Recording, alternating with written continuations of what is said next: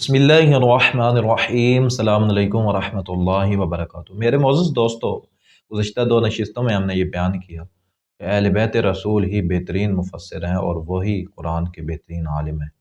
اس امت میں سب سے بڑا قرآن مجید کا عالم اور تفسیر کا عالم جو ہے وہ مولا علی علیہ السلام ہے۔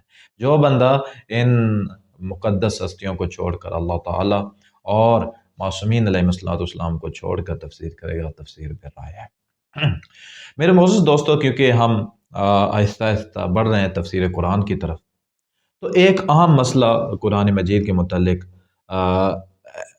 جو عباسی جو دور حکومت تھا، اس میں اس مسئلے نے جو ہے وہ شدت پکڑی۔ وہ مسئلہ یہ تھا کہ کیا قرآن مجید جو ہے وہ مخلوق ہے یا نہیں ہے۔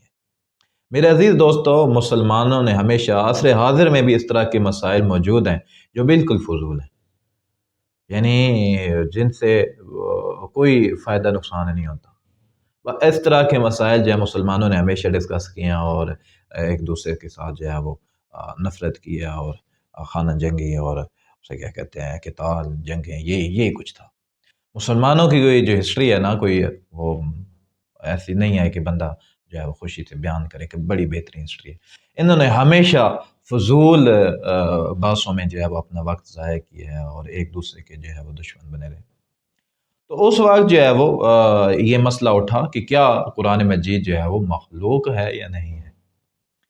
تو میرے معزز دوستو، یہ فضول مسئلہ ہے، لیکن ہم اس مسئلے کو جو ہے وہ اس لیے بیان کریں تاکہ اہل بیت رسول اور مکتب اہل بیت کا نظریہ جو ہے وہ سامنے آ جائے کہ کیا معصومین علیہ السلام بھی قرآن مجید کو جو ہے مخلوق سمجھتے ہیں، کیا سمجھتے ہیں معصومین علیہ السلام۔ تو میرے معزز دوستو، اسی موضوع میں جو ہے وہ قرآن مجید کے جو ہے ایک دو فضائل بھی جو ہے وہ آپ کے سامنے جو ہے وہ آئیں گے۔ بہرحال قرآن مجید کے فضائل کے اوپر ہماری گفتگو نہیں ہے، گفتگو اس چیز پہ ہے کہ کیا قرآن مجید جو ہے وہ مخلوق ہے۔ تو حدیث اہل بیت جو ہے میں آپ کو دکھاؤں گا انشاءاللہ، پھر آگے جو ہے بڑھتے ہیں۔ دیکھیں آپ کے سامنے کتاب ہے اعمال الصدوق۔ راوی کہتے ہیں قلت لرضا صلوات اللہ تعالی علیہ ما تقول فی القرآن۔ مولا آقا سے پوچھا گیا کہ مولا آقا آپ قرآن مجید کے متعلق کیا فرماتے ہیں، کیا ہے قرآن؟ تو کیا فرمایا؟ فقال کلام اللہ، فرمایا یہ اللہ کا کلام۔ بس میرے معزز دوستو، مکتب اہل بیت میں یعنی اسلام میں، مکتب اہل بیت اسلام میں یہ نظریہ ہے کہ قرآن جو ہے کتاب خدا، قرآن مجید، قرآن حکیم، یہ اللہ کا کلام ہے۔ کیا یہ اللہ کا کلام ہے؟ اچھا، پھر فرمایا لا تتجاوزوا ولا تطلبوا الہدى فی غیرہ، فرمایا کہ قرآن مجید نے جو حدیں بیان کی ہیں نا، ان سے آگے نہ بڑھ۔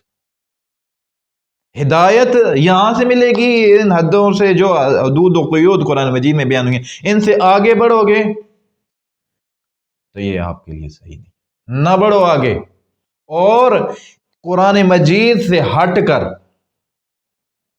کسی اور کے ذریعے سے ہدایت طلب نہ کرو۔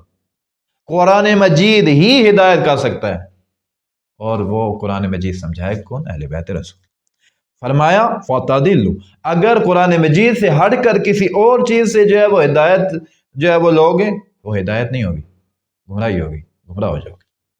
تو میرے معزز دوستوں، اہل بیت رسول کا یہ نظریہ ہے کہ قرآن مجید کلام اللہ ہے، اللہ کا کلام ہے۔ ایک اور حدیث ہے کتاب اعمال الصدوق، راوی کہتے ہیں سألت الصادق علیہ السلام فقلت له یا ابن رسول اللہ ما تقول فی القرآن فقال هو کلام اللہ۔ امام صادق سے پوچھا مولا آقا آپ بیان کیجئے، آپ قرآن مجید کے متعلق کیا فرماتے ہیں، یہ کیا ہے قرآن؟ کہا اللہ کا کلام ہے بھائی، اللہ کا کلام ہے۔ اچھا مولا، فرمایا وقول اللہ وکتاب اللہ ووحی اللہ، فرمایا یہ اللہ کا کلام ہے، اللہ کا قول ہے، اللہ کا کلام ہے، اللہ کی وحی ہے، اللہ کی کتاب قرآن مجید۔ یہ نظریہ ہونا چاہیے قرآن مجید کے متعلق، نہ کہ الٹی پلٹی بحثوں میں پڑ جاؤ۔ وَتَنزِيلُهُ وَهُوَ الْكِتَابُ الْعَزِيزُ، فرمایا کہ یہ اللہ کی طرف سے جو ہے وہ نازل شدہ کتاب ہے، اور یہ بڑی عزت والی کتاب ہے، بڑی بہترین کتاب ہے۔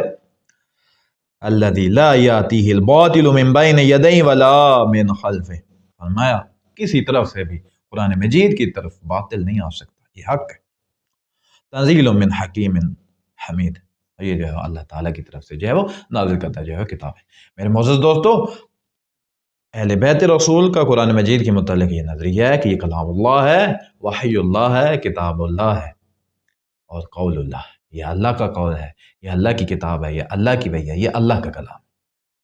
اور یہ ایسا کہ اس کے آس پاس، اس کے اندر جو ہے باطل نہیں جا سکتا، حق ہے۔ ہدایت اسی قرآن سے ملے گی۔ قرآن سے ہٹ کر کسی اور ذریعے سے ہدایت پانا چاہو گے، کسی اور کے ذریعے سے ہدایت پانا چاہو گے، گمراہ ہو جاؤ گے۔ وہ ہدایت نہیں ہے، وہ گمراہی ہے۔ اچھا میرے عزیز دوستو، اب بات زیادہ واضح کر دیں کہ معصوم علیہ الصلوۃ والسلام سے کیا ڈائریکٹ یہ پوچھا گیا ہے کہ آپ کیا سمجھتے ہیں کہ یہ قرآن مجید مخلوق ہے؟ میرے عزیز دوستو پوچھا گیا، جواب سنیے، دیکھیے کتاب اعمال الصدوق، راوی کہتے ہیں قلت للرضا صلوات اللہ تعالی علیہ ابن رسول اللہ اخبرنی عن القرآن خالق او مخلوق، مولا کا بیان کیجئے، ہمیں بتائیے قرآن مجید خالق ہے یا مخلوق؟ مولا کا آپ کیا کہتے ہیں، آپ بیان کیجئے۔ سبحان اللہ۔ فقال لیس بخالق ولا مخلوق، کان خالقا مخلوق۔ یہ عجیب سی بات میں کیوں چل پڑے مسلمانوں؟ چھوڑو ان باتوں کے خالق مخلوق، یہ سے کیسے ہونا ہے، کیا لینا دینا ہے؟ عجب لوگ تھے بھائی۔ وَلَكِنَّهُ كَلَامُ اللَّهِ عَزَّ وَجَلَّ، یہ کلام اللہ ہے، یہ عقیدہ رکھو، یہ اللہ کا کلام ہے، ہدایت کی کتاب ہے۔ ہدایت پر اپنی زندگیاں بہترین بناؤ، مکمل ضابطہ یاد اچھی زندگیاں بناؤ، جو ہے وہ آخرت میں جو اللہ تعالیٰ سے جو ہے وہ انعام پاؤ اور جنت کے حقدار ہو جاؤ، جہنم سے بچا لو اپنے آپ کو، کم از کم جہنم سے بچا لو۔ کتاب جو ہے قرآن مجید کلام اللہ ہے، اور کیا فضول بات سنی پڑتی۔ میرے معزز دوستو، قرآن مجید کے متعلق مکتب اہل بیت کا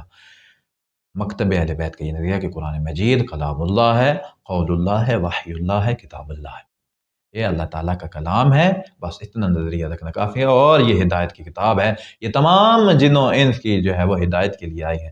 ہدایت لینی ہے تو اسی کتاب خدا سے لینی ہے۔ اگر کتاب خدا یعنی قرآن مجید سے ہٹ کر کسی اور ذریعے سے آپ جو ہے وہ ہدایت لیں گے تو وہ کیا ہو جائے گا، آپ گمراہ ہو جائیں گے۔ ہاں، کتاب خدا کو سامنے رکھ کے اسے آپ خود اپنے ذہنوں کے مطابق بھی پرکھیں گے، تب بھی آپ جو ہے گمراہ ہو جائیں گے۔ ہماری پہلی نشست ضرور دیکھیے گا کہ قرآن مجید کی تفسیر صرف اللہ اور اللہ کے جو ہے وہ یہ چنیدہ لوگ یعنی معصومین علیہ السلام، چہاردہ معصومین جو ہے جانتے ہیں۔ میرے معزز دوستوں، میں امید کرتا ہوں میری گفتگو آپ کو پسند آتی ہوگی۔ اگر پسند آتی ہے ویڈیو تو ضرور لائک کیا کریں، دیگر مومنین تک ضرور احادیث اہل بیت پہنچایا کریں۔ اگلی نشست تک اجازت دیجیے، اللہ حافظ۔